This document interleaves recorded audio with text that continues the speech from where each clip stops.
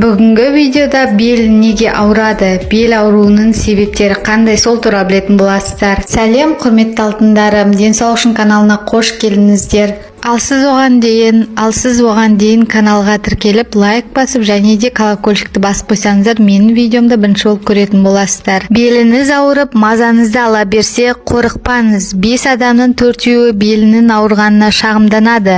Демек, сіздегі жағдай аса қауіпті емес. Бел ауруы туындайтын себептерді іздеп көрелік.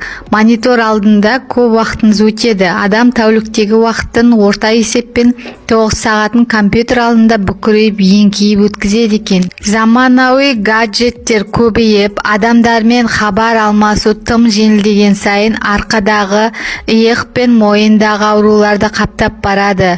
Жұмыс арасында үзіліс жасап, мойын бұлшықеттеріне жаттығу жасап тұру өте маңызды. Ең қарапайым жаттығу